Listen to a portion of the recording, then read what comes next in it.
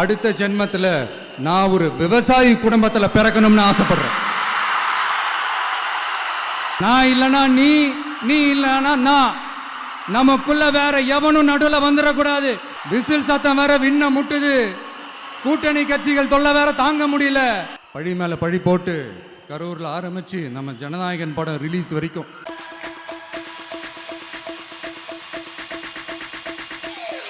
திரும்பிய திசையெல்லாம் ஒரே சத்தம், டிவிகே டிவிகே டிவிகே.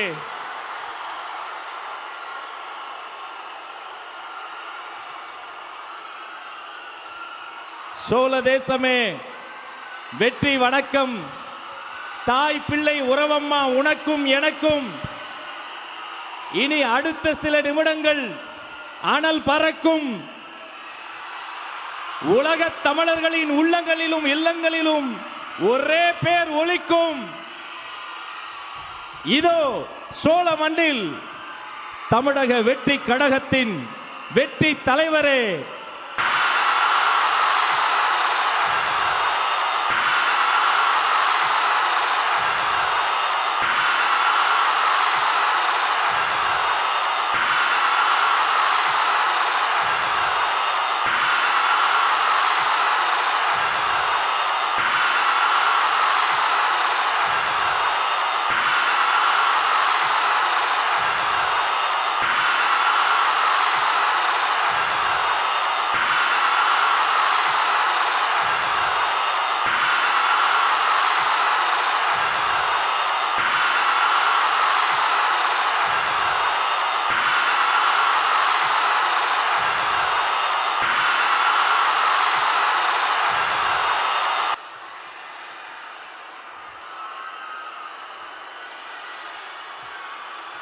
நன்றி நன்றி நன்றி.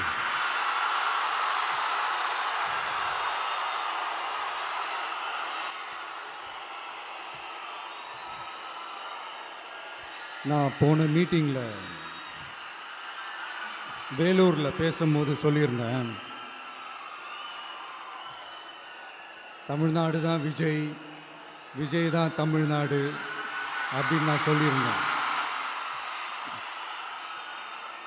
அது ஏன் அப்படி சொன்னேன் அப்படின்னா, தமிழ்நாட்டு மக்களுடைய ஒரே பிரதிநிதியாக, உண்மையான ஒரு பிரதிநிதியாக நாம் மட்டும்தான் இருக்கிறோம்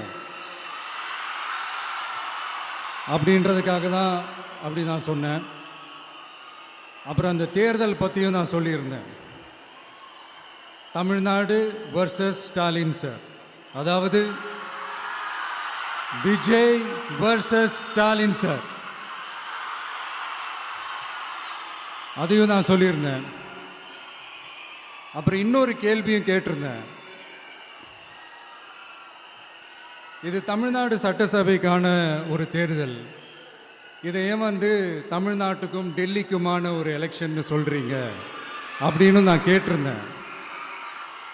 உடனே விஜய் பாஜகவுக்காக பேசுகிறாரு அப்படின்லாம் திருச்சி பேச ஆரம்பிச்சிட்டாங்க. அப்புறம் ரெகுலராக ஒன்று பண்ணுவாங்கல்ல, நம்மளுடைய சிறுபான்மை சகோதரர்களை பயமுறுத்தி பயமுறுத்தி ஒரு ஏமாத்து வேலை ஒன்று செய்வாங்கல்ல, அது இனிமே அவங்களால தொடர்ந்து செய்ய முடியாதுன்னு அவங்களுக்கு தெரிஞ்சு போச்சு. அதனால தான் நான் என்ன பேசினாலும் அதை திருச்சி பேசுறது, அந்த தில்லு முள்ளு வேலைகள்லாம் அவங்க செய்ய ஆரம்பிச்சிட்டாங்க. சென்னையில் டெல்லி டெல்லின்னு கூவுறதும், அடிக்கிற கொள்ளைக்கு ரைடு வந்துட்டா டெல்லிக்கு வெள்ளை கொடை பிடிக்கிறதும்,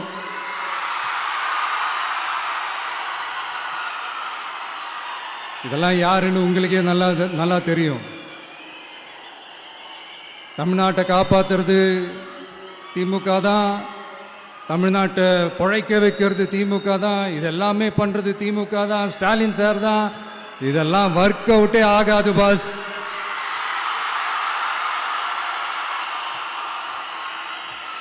சின்ன பசங்களாம் சொல்ல ஆரம்பிச்சிட்டாங்க, ஓம் சக்தி பராசக்தி, திமுக ஒரு தீய சக்தி.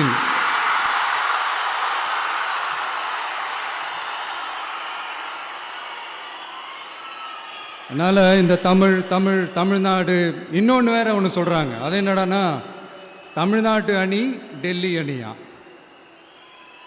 கிரிக்கெட்ல கூட தமிழ்நாட்டு அணியை டெல்லி அணியால தொட்டு கூட பார்க்க முடியாது.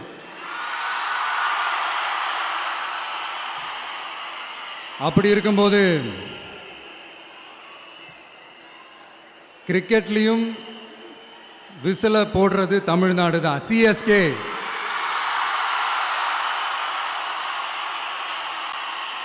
வரப்போற எலெக்ஷன்லயும் விசில போட போறது நம்ம டிவிக்கே தான். தமிழ்நாடு தான் டிவிக்கே, டிவிக்கே தான் தமிழ்நாடு. இந்த அணி அந்த அணி டெல்லி அணி இதெல்லாம் அனைத்தும் உடைஞ்சி நொறுங்கும். டிவிக்கே அடிச்சு நொறுக்கும்.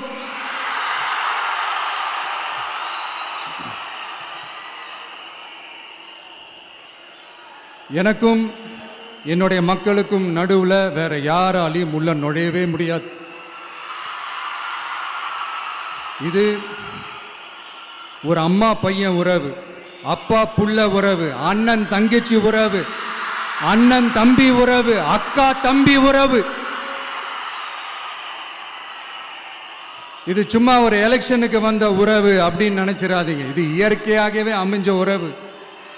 இது எவ்வளோ டீப்பான உறவுன்றது நான் உணர்ந்திருக்கிறேன். அதே மாதிரி நம்ம தமிழ்நாடு மக்களும் இதை உணர்ந்து இருக்கிறாங்க. இன்னும் சிம்பிளா சொல்லணும்னா, மற்றவங்களுக்கு வேணா இது எலெக்ஷன், ஆனா எனக்கும் என்ன நேசிக்கிற மக்களுக்கும் இட் இஸ் an emotion.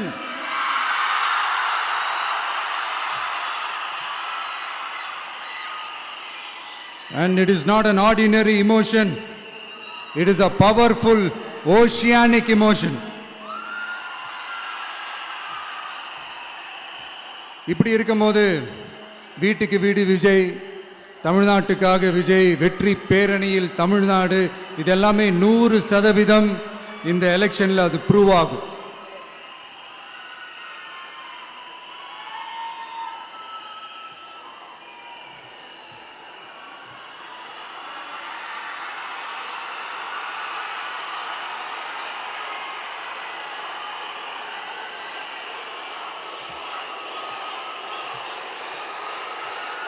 நீங்க எல்லாரும் எனக்கு இன்னொரு உறுதிமொழியை ஒன்று கொடுக்கணும்.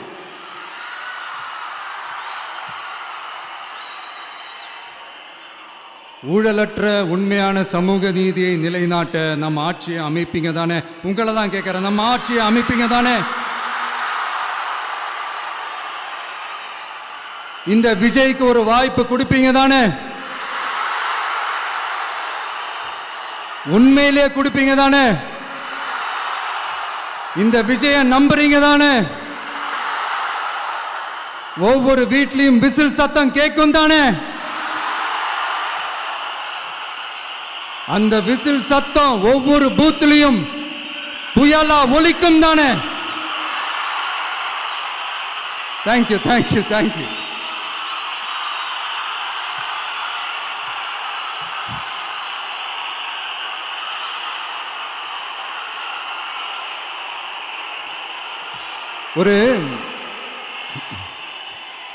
ஒரு டாக்டர் இருக்காருன்னா நாம் எப்போ அவரை பற்றி யோசிப்போம்? இப்போ நமக்கு ஏதாவது உடம்பு சரியில்லை அப்படின்னா அவரை யோசிப்போம், அவர் ஞாபகம் வரும். அது மாதிரி நமக்கு ஏதாவது ஒரு பிரச்சனை அப்படின்னா ஒரு வக்கீலை தேடிப்போம், அவர் ஞாபகத்துக்கு வருவார். இது மனித இயல்பு. அந்தந்த பிரச்சனை வரும்போது நம்ம அவங்கவுங்கள தேடி போவோம். ஆனால் ஆன் அ டெய்லி பேசிஸ் நம்ம சும்மா சாப்பிடும் போது கூட நம்மளை அறியாமல் ஒருத்தவங்களை பற்றி நினைப்போம். நம்மளை அறியாமல் அவங்களுக்கு நாம் நன்றி சொல்லுவோம். அந்த மதிப்பிற்குரிய அந்த மனிதர்கள் வேற யாரும் இல்லை, விவசாயி, விவசாயி, விவசாயி.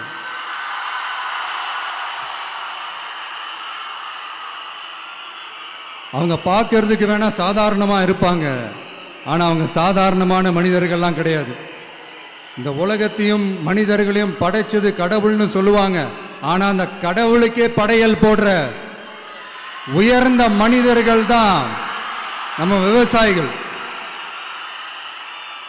இந்த பூமியில உயிர் இருக்குது, இந்த பூமியில பூ பூக்கும், காய் காய்க்கும், பூத்து குலுங்கும்னு இந்த பூமியை அழகா காட்டி இந்த பூமியை சாமி ஆக்கிறதுல இயற்கையோட சேர்ந்து நம்ம விவசாயிகளுக்கும் ஒரு முக்கிய பங்கு ஒன்று இருக்குது. அதனால நான் ஏதோ ஓவரா ஏதோ சொல்றேன்னு நினைக்காதீங்க.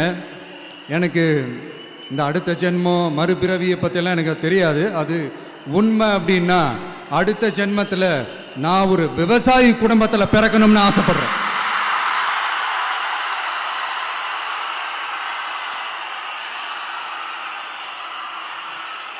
எனக்கு விவசாயத்தை பற்றி டீட்டெயில்டாக தெரியாது தான், நான் ஒத்துக்கிறேன். அதனால் மற்றவங்க மாதிரி நானும் டெல்டாக்காரன் தான் அப்படின்னு உங்கள் காதில் டால்டா ஊத்தலாம் நான் வரல. எனக்கு விவசாயத்தை பற்றி டீட்டெயில்டாக தெரியலனா கூட அவங்க படுற கஷ்டங்களை பற்றி எனக்கு நல்லாவே தெரியும்.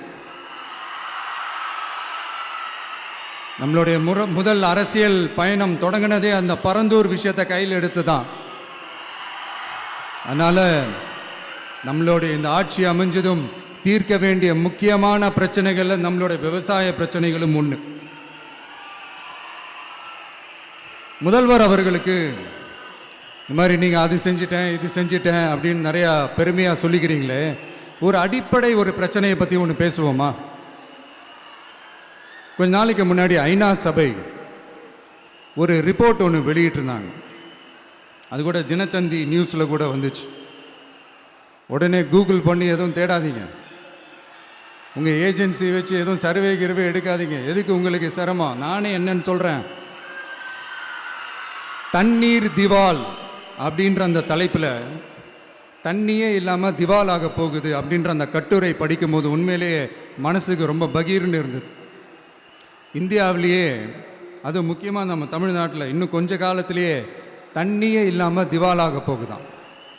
அதுக்கு காரணம் நிலத்தடி நீரை பாதுகாக்காமல் விட்டது தான் காரணமாக. மண்ணையும் மணலையும் கொள்ளையடிச்சா பின்ன வேற என்ன நடக்கும்? மலைகளை முழுகினா பின்ன வேற என்ன நடக்கும்? கனிம வளங்களை கொள்ளையடிச்சா பின்ன வேற என்ன நடக்கும்? இந்த மணல் கொள்ளையில் ஈடுபட்டவங்களை மேலே நீங்கள் சரியாக நடவடிக்கை எடுக்கலைன்னு அது போதுமானதாக இல்லை அப்படின்ட்டு சென்னை உயர்நீதிமன்றம் சொன்னிச்சே, மறந்துட்டீங்களா? இந்த மணல் கொள்ளை, கனிம வள கொள்ளை, இதுக்கெல்லாம் காரணம் மணல் மாஃபியா குரூப் தான் மதுரை உயர்நீதிமன்றம் அந்த கிளை சொன்னிச்சு. அதை மறந்துட்டீங்களா? இந்த மணல் மாஃபியா குரூப்புக்கு ஆதரவு அளிக்கிறது யாரு? உங்க திமுக கவர்மெண்ட் தானே. அது இல்லைன்னு சொல்ல முடியுமா? அவங்களோட டீலிங்ல இருக்கிறது யாரு? நீங்க தானே. அது இல்லைன்னு சொல்ல முடியுமா? தண்ணி திவாலாக போகுது, மணல் திவாலாக போகுது, கனிம வளம் திவாலாக போகுது. மொத்தத்தில் உங்க ஆட்சியில் தமிழ்நாடு திவாலாக போகுது. கடன் மேலே கடன் வாங்கிட்டு உங்கள் கவர்மெண்ட்டே குப்பராட்சி படுத்துக்குச்சு. உங்ககிட்ட பேசுறதும் ஒன்று தான். சரி, அதை விடுங்க.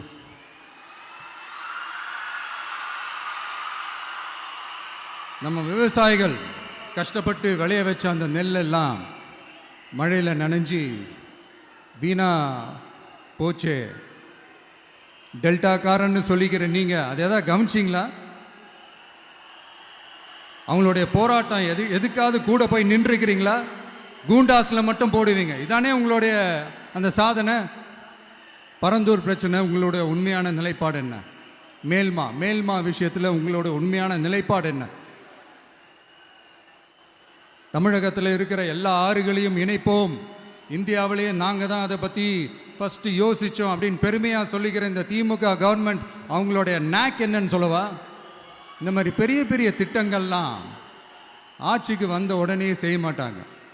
அந்த ஆட்சி முடிகிற டைமில், அந்த கடைசி 6 மாதம், அந்த 1 வருஷம், அந்த 1.5 வருஷத்தில் அதுக்கான திட்டத்தை கொண்டு வருவாங்க, அதுக்கான அடிக்கலை நாட்டுவாங்க. அதுக்கப்புறம் எலெக்ஷன் வரும், தோத்துருவாங்க. கேட்டால் எங்கள் ஆட்சி தான் முடிஞ்சிருச்சே அப்படின்னு நாடகம் ஆடுவாங்க. இல்லை, நான் தெரியாமல் தான் கேட்குறேன். மக்கள் மேலே உங்களுக்கு உண்மையிலே அந்த அக்கறை இருந்துச்சுன்னா ஆட்சிக்கு வந்த உடனே இந்த மாதிரி பெரிய பெரிய திட்டங்கள்லாம் ஸ்டார்ட் பண்ண வேண்டியது தானே. அதனால் ஆட்சி முடியும் போது அடிக்கல் நாட்டுறது. ஓட்டுக்காக என்னென்னலாம் பேசுவீங்க, ஆனால் மக்கள் இதெல்லாம் நம்புறதுக்கு அவங்க ஏமாளிங்க நினச்சிங்களா? மக்களே, நம்மளுடைய ஆட்சி அமைஞ்சதும் இந்த மாதிரி பெரிய பெரிய திட்டங்கள்லாம் உடனே ஸ்டார்ட் பண்ணுவோம். அதை அந்த 5 வருஷத்துக்குள்ள அதை முடிக்கவும் ட்ரை பண்ணுவோம்.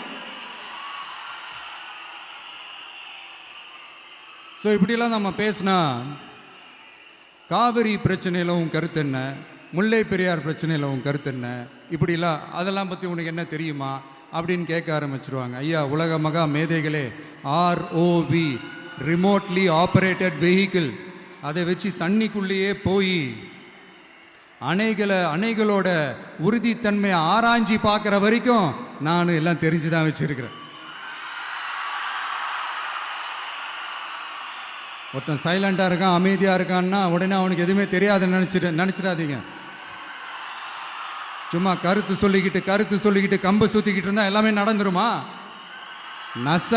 நசன் பேசி அதை கேட்டு மக்கள் வெறுத்து போயிட்டாங்க. உருப்படியா ஏதாவது யோசிங்கயான்னு மக்கள் நினைக்கிறத யாருக்கு தெரியுதோ தெரியலையோ, எனக்கு அது நல்லாவே தெரியுது.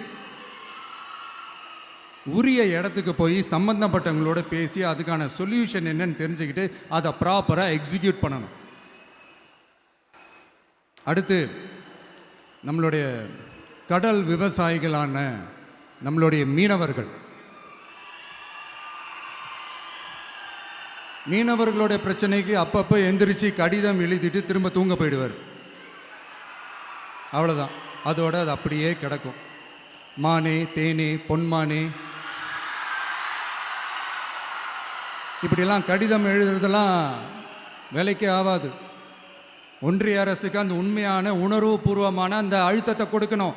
நம்ம மீனவர்கள் மேல அவங்க கையே வைக்கக்கூடாது, கையே வைக்க விடக்கூடாது.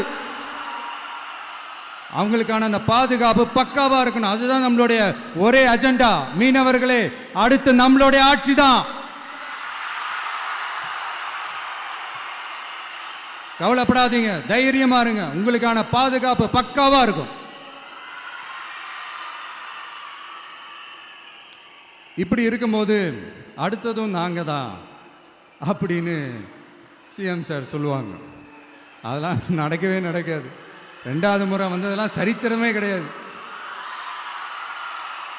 இந்த சைனால கிரேட் வால் ஆஃப் சைனா கேள்விப்பட்டிருப்பீங்க. அதோடைய நீளத்தை விட பெரிய டாஸ்க் இது. ஆனானப்பட்ட அவங்க அப்பாவாலே முடியல.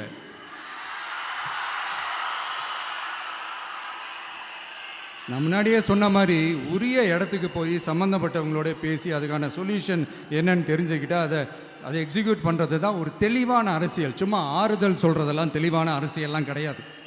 அதெல்லாம் ஒரு ஹம்பக் அரசியல். அரசியலுக்கு வந்துட்டா கலெக்ஷன் பார்க்கலாம் அப்படின்றதெல்லாம் அரசியல் கிடையாது.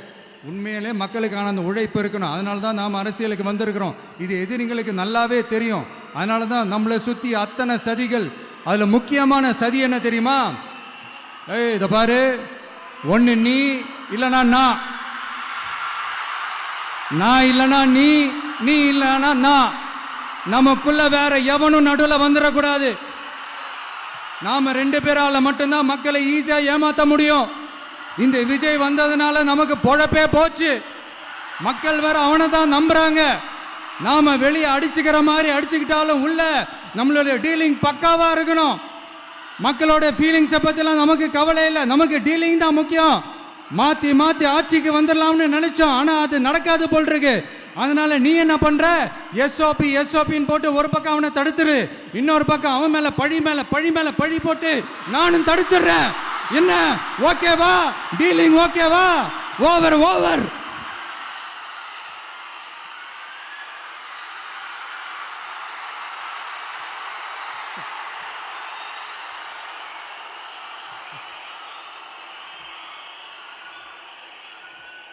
இல்லைங்க, உண்மையிலேயே சிரிக்கிறதா என்ன பண்ணுறதுன்னு எனக்கு தெரியல. உண்மையிலே இப்படி தான் இருக்கு அவங்க டீலிங்லாம்.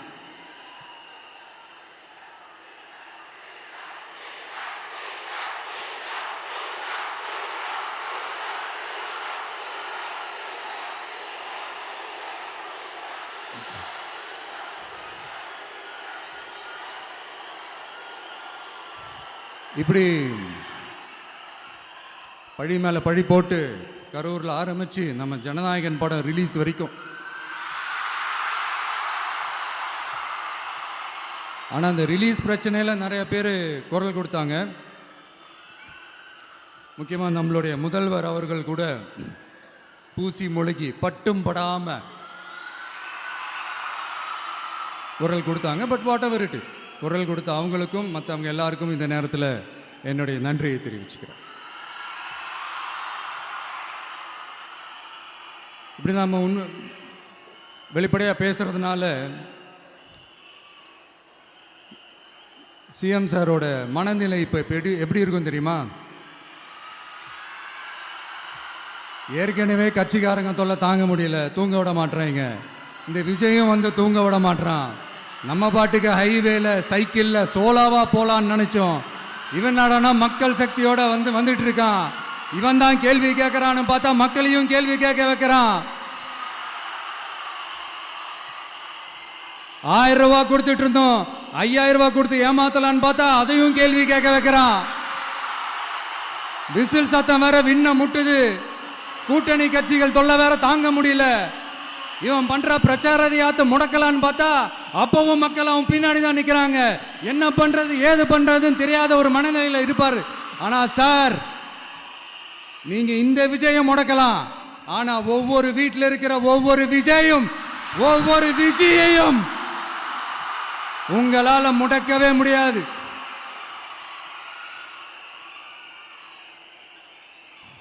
அவங்களாம் ஆல்ரெடி பிரச்சாரத்தை ஸ்டார்ட் பண்ணிட்டாங்க சார். வீட்லயே குடும்பமா இறங்குவாங்க பாருங்க பிரச்சாரத்துக்கு. அப்ப உங்களால மட்டும் இல்ல, எந்த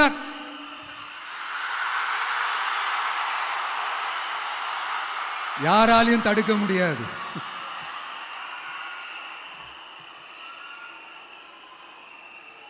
நம்ம டவுன் சவுத்தில் ஒரு ஊரில் உங்கள் அப்பாவுக்கு வெங்கல சிலை வைக்கணும்னு ட்ரை பண்ணீங்கல்ல, அதுக்கு சுப்ரீம் கோர்ட் என்ன சொன்னாங்க?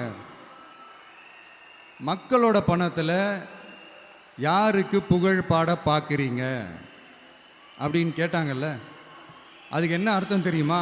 ஊராம் வீட்டு நெய்யில் உங்கள் வீட்டுக்கு ஸ்வீட்டு செய்யாதீங்க.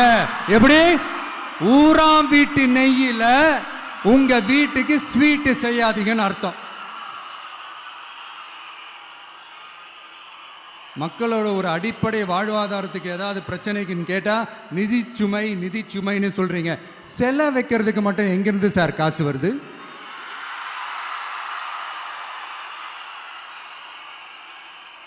முதல்ல மக்களுக்கு அந்த சோறுக்கு வழி பாருங்க சார். செலை வைக்கிறத பத்திலாம் அப்புறமா யோசிக்கலாம். கேஸ் சிலிண்டருக்கு மானியமா 100 ரூபாய் தரேன்னு சொன்னீங்களே, என்னாச்சு? கரும்புக்கு ஆதார விலையா 4000 ரூபாய் தரேன்னு சொன்னீங்களே, என்னாச்சு?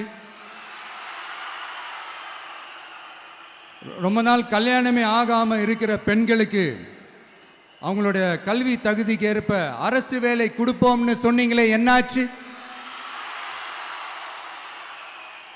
இதெல்லாம் வெறும் சாம்பிள் தான். இதோட ஹைலைட் ஒன்று இருக்கு. மாநில அரசால முடியவே முடியாதுன்னு தெரிஞ்சுக்கிட்டோம், நாங்க வந்தா நீட்டை ஒழிப்போம். ஆகா ஆகா ஆகா ஆகா, எவ்வளவு பெரிய ஒரு மோசடி இது! கேட்டா நாங்க தான் முன்மாதிரி ஆட்சின்னு சொல்லுவாங்க. மோசடி ஆட்சி. மோசமானவங்களே முக்கியமானவங்க கேள்விப்பட்டிருக்கிறீங்களா? அந்த மாதிரி மோசடி ஆட்சியிலே முக்கியமான ஆட்சி இந்த திமுக ஆட்சி.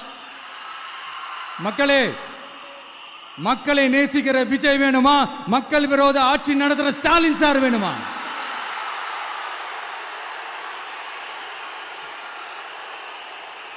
இந்த விஜய் நம்புறீங்களா, ஸ்டாலின் சார் நம்புறீங்களா?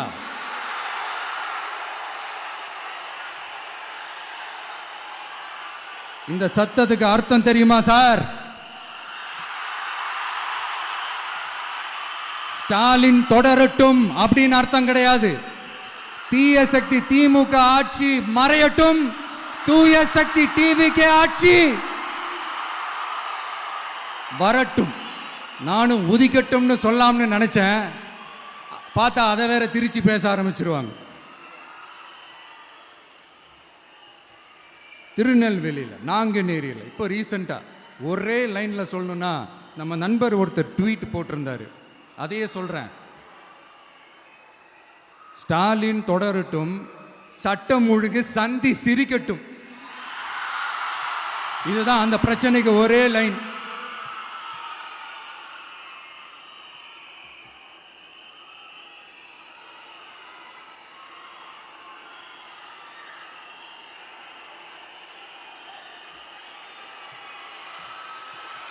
மக்களே, காஞ்சிபுரத்தில் வேலூரில் எல்லாம் நம்மளோட விஷனை பற்றி சொன்னோம் இல்லையா?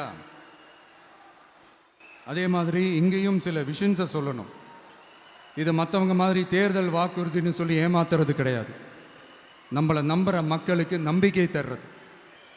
நம்ம ஆட்சிக்கு வந்ததும் இதெல்லாம் செய்ய நடவடிக்கை எடுப்போம்னு சொல்கிறது. டெல்டா விவசாயிகள் சமீபத்தில் கூட உரத்தட்டுப்பாட்டை சந்திச்சிங்கல்ல. சில பேர் உரத்தை பதுக்கி வச்சு அதிக விலைக்கு விற்றதா நியூஸ்லாம் கூட வந்துச்சு. நம்ம டிவிக்கு ஆட்சி வந்ததும் உரத்தட்டுப்பாடு இல்லாமல் பார்த்துக்குவோம்.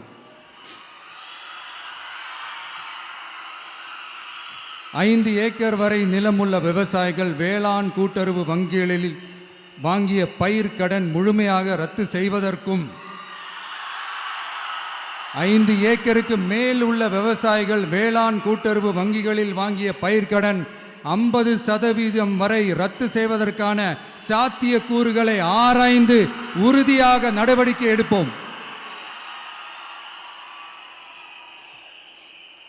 திமுக மாதிரி எல்லாருக்கும்னு சொல்லிட்டு அதுல தகுதி ஃபிக்ஸ் பண்ணி பாகுபாடு காட்டி ஏமாற்ற மாட்டோம். எல்லாத்தையும் வெளிப்படையாக சொல்லுவோம்.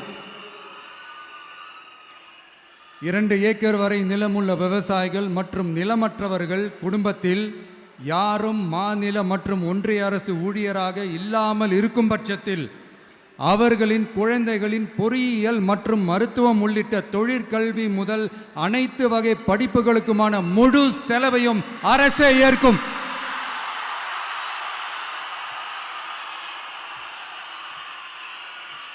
விவசாயிகளின் விருப்பத்திற்கு எதிராக எந்த திட்டமாக இருந்தாலும், ஒன்றிய அரசின் நெருக்கடியே இருந்தாலும் அந்த திட்டத்தை உங்களுடைய டிவிகே ஆட்சி முழுமையாக நிராகரிக்கும்.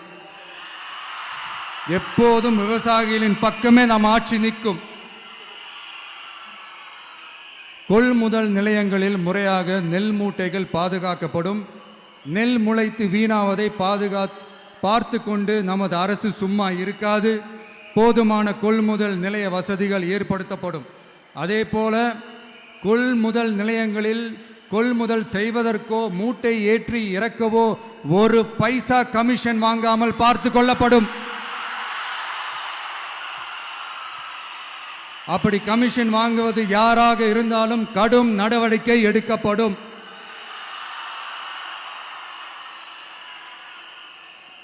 ஐநூறு ரேஷன் கார்டுகளுக்கு 1 ரேஷன் கடை என்ற வரையறை நிர்ணயிக்கப்படும். கிராமங்களிலும் எடையாளர் நியமிக்கப்படுவார். பெண் விற்பனையாளருக்கு பெண் எடையாளர், ஆண் விற்பனையாளருக்கு ஆண் எடையாளர் என்பது பின்பற்றப்படும்.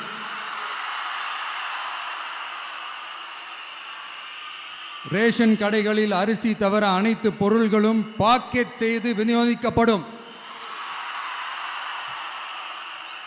மீனவர்களுக்கு ஒன்றிய அரசு சட்டப்படியான பாதுகாப்பை உறுதி செய்ய வேண்டும். அதற்கான உண்மையான உணர்வுபூர்வமான அழுத்தத்தை ஒன்றிய அரசுக்கு நமது டிவிக்கு அரசு கொடுக்கும். நான் மீண்டும் சொல்றேன். கல்வி, மருத்துவம், ரேஷன், குடிநீர், சாலை வசதி, பஸ் வசதி, இது மாதிரி அடிப்படை விஷயங்களுக்காகத்தான் நம் அரசு முதல்ல முக்கியத்துவம் கொடுக்கும். எனக்கு நம்மளோட குழந்தைகள், நம்ம பெண்கள், நம்ம இளைஞர்கள் லைஃபுக்கு முன்னுரிமை கொடுக்கணும். அரசு வேலை வாய்ப்புகள் மட்டும் இல்லாம தனியார் வேலை வாய்ப்புகளுக்கான வழியையும் உத்தரவாதத்தையும் உருவாக்கணும். அப்படி நாம் உருவாக்கிட்டாலே அவங்களுக்கான ரூட்டை நம்ம இளைஞர்கள் அவங்களே தேர்ந்தெடுத்துப்பாங்க. இத்தனை கோடி அத்தனை கோடி ஒப்பந்தம்னு சொல்லி விளம்பரம் மட்டும் செய்யாம உண்மையான ஒப்பந்தம் போட்டு வெள்ளை அறிக்கை வெளியிட்டு அதை செயல்படுத்தினாலே போதும், எல்லாம் தன்னாலே நடக்கும். இங்க என்னனையும் சொல்ல நினைக்கிறேன். இங்க அடுத்து நாங்க தான் நெஞ்சை நிமித்திரி கூவுற யாராச்சும் நாங்க ஊழலே செய்யாதவங்கன்னோ ஊழல் செய்யவே மாட்டோம்னோ நெஞ்ச தொட்டு மனசாட்சியோட சொல்ல முடியுமா? ஆனா நாம இன்னைக்கு இல்ல, ஆட்சிக்கு வந்ததுக்கு அப்புறமும் ஓப்பனா தில்லா கட்ஸா சொல்லுவோம், ஊழல் லஞ்சம் இல்லாத ஒரு ஆட்சியை கொடுக்க உண்மையா ட்ரை பண்ணாலே போதும், எல்லாம் தன்னாலே நல்லா நடக்கும். எல்லாரும் கொஞ்சம் கை இப்படி வைங்களேன். எங்க ஓட்டு எங்க உரிமை, எங்களை யாரும் விலைக்கு வாங்க முடியாது. எங்க ஓட்டு விசில் சின்னத்துக்கு தான். யாரையும் நம்பி ஏமாற மாட்டோம். எங்க வார்த்தையிலிருந்து மாற மாட்டோம். இது நிஜம். தேங்க்யூ.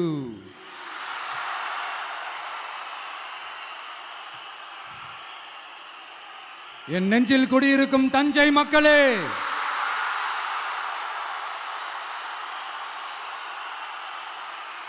என் நெஞ்சில் குடியிருக்கும் வேலூர் மக்களே,